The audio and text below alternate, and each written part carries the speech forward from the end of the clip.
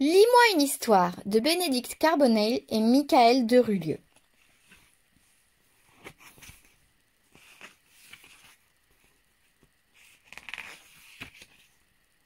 Qui me réveille en pleine sieste?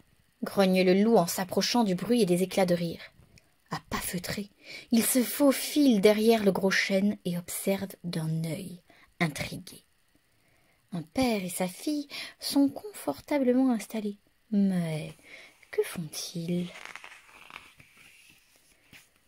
Le papa lit un livre à sa fille, et les mots qui sortent de sa bouche fascinent aussitôt le loup. Dommage qu'il ait manqué le début du récit. D'ordinaire, il les aurait dévorés, mais là, il ne veut qu'écouter et connaître le dénouement de l'histoire. Au bout de quelques minutes, voilà le papa qui s'arrête, referme le livre et se lève. « Allez, c'est l'heure, maman nous attend !» dit le père en tendant la main à sa fille.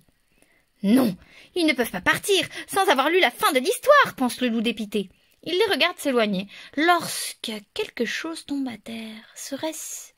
Oui, le livre, c'est le fameux livre. Le loup n'hésite pas une seconde et court le ramasser. Joie, bonheur, il va connaître la fin de l'histoire. Le loup file se mettre dans un petit coin, bien tranquille. Il ouvre l'album. Mais quels sont tous ces signes bizarres? Le loup n'y comprend rien. Il regrette d'avoir préféré apprendre à chasser plutôt qu'à lire. Maintenant, comment avoir la suite de l'histoire? Il réfléchit et observe attentivement les magnifiques illustrations, mais il n'est pas sûr de tout saisir. S'énerve le loup. La chouette, dérangée par les grognements, l'interpelle du haut de son arbre. « Pourquoi râles-tu » lui demande-t-elle. « Parce que je n'y comprends rien. Accepterais-tu de me lire l'histoire » dit-il en montrant le livre. « La bonne blague. Tu sais lire. C'est encore une de tes ruses pour tenter de me croquer. Bon, ce ne sera pas la chouette. Mais il y a bien quelqu'un dans cette forêt qui acceptera de lui lire ce livre. » Le loup part donc à la recherche d'un gentil lecteur. Ni l'écureuil, ni le sanglier, ni le blaireau ne prennent le temps de l'écouter. Tous ont peur de finir au fond de son estomac. Pourtant, le loup veut juste qu'on lui lise l'histoire. « Tu ne sais pas lire ?» ose demander le lapin. « Non » confesse le loup.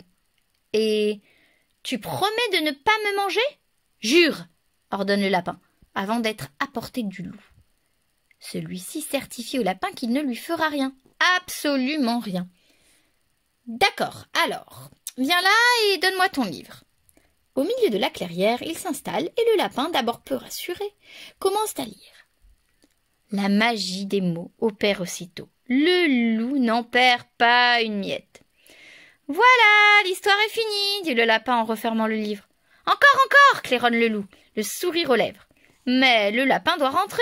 Rendez-vous est pris. À demain, même heure, même endroit. Le lendemain, le lapin est retenu par les animaux fort inquiets à son sujet. « Es-tu sûr de ne courir aucun danger ?»